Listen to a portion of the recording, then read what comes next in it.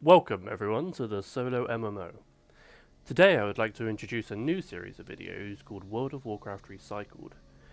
In this series we're going to take a look at an old World of Warcraft zone and don our speculation hats to make up fan theories as to how the zone would look now and how new stories could be told in these old zones. So come with me as we take a look at our first zone in the series, the deserts of Tanaris. The environment of Tanaris is a harsh desert, a difficult place to call home, filled with dangerous creatures, aggressive natives, and where even the desert around you will try to kill you.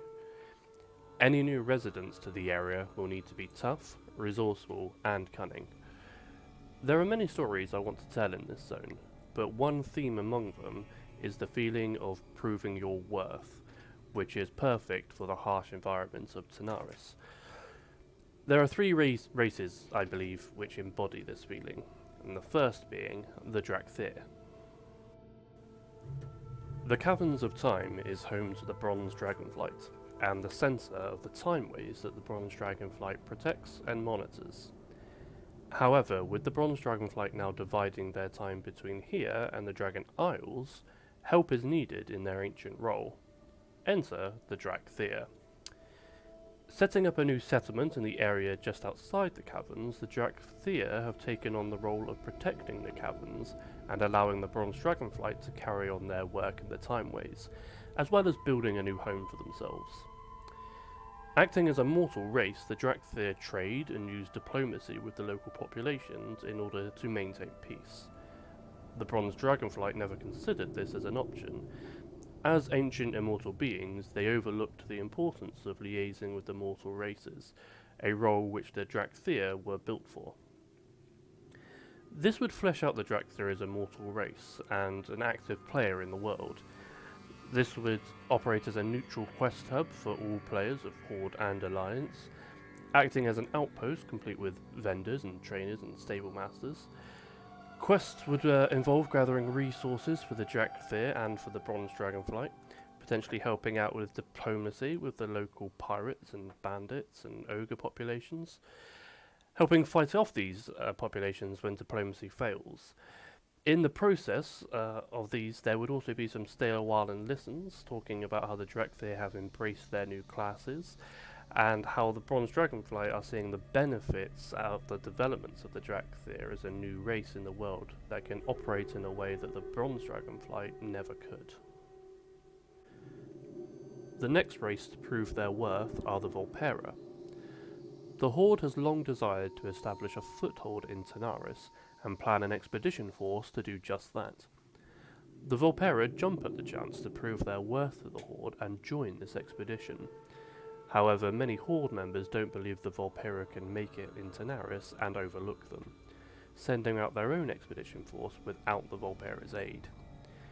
However, characters such as Kiro, Mira and Nisha take their caravans to Tanaris anyway to prove they have what it takes to survive there. Upon arriving in Tanaris, the Vulpera realised that the Horde expedition didn't last long, and they set out on a quest to discover who killed the expedition, potentially avenge them, and to build a home for the Horde in the deserts of Tanaris. The Vulpera would not have a traditional settlement like the other races. Due to their nomadic nature, they would travel around the zone in their caravan convoys. The convoy would have all the usual settlement amenities, but would move around and stop at certain points, also acting as a Horde questing hub for the area.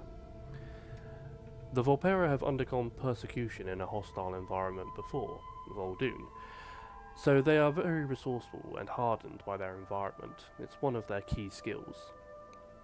Another people in fiction that are shaped by their hardened environment, which is also a desert environment, are the Fremen of the Dune series. Therefore, in homage to that series, I believe a Vulpera assault force is formed, which is a parody of the Fremen. Led by Nisha, these Vulpera are a fighting force for the Vulpera in Tanaris. Using their knowledge of the desert, they can safely and officially travel the desert, making use of the local ecology for food, medicine and shelters. As well as the Fremen Vulpera, Kiro would also lead a more spiritual endeavour for the Vulpera in Tanaris. The Vulpera are looking to deepen their shamanistic connection to the elements, to aid them in the desert. Kiro learns to connect to all the elements to aid his people across the zone, water being very important for the desert, wind being able to calm sandstorms, earth can provide a shelter, and fire needs to be calmed in the heart of the desert. The Vulpera eventually succeed in their quest across the zone, and form a home for the Horde in Tanaris. While not the settlement the Horde were initially planning, listening to the Vulpera, the Horde learned that the nomadic caravans are a great benefit when dealing with the harsh environments, where staying still too long can leave you open to the encroaching elements, and leave you open for raids from the local bandits, trolls and pirates. The third race to prove their worth are the Mechagnomes. The gnomes have heard of unearthed Titan ruins in the south of Tanaris, and have come to research the area. This happens to align with the Alliance's desire to get a settlement on Kalimdor, following the fall of both Theramore and Teldrassil. However, just like the Vulpera, the gnomes are keen to prove their worth to some of the more pessimistic members of the Alliance. Rather than using the local ecosystem to aid their endeavours, the gnomes use their technological knowledge to overcome the local environment. Using typical gnomish engineering, the gnomes fight back against the environment and the local populations. The Alliance realise that even though the gnomes are small, they are very useful, and the gnomes help to build the Alliance a new hub and gain more research into the Titans.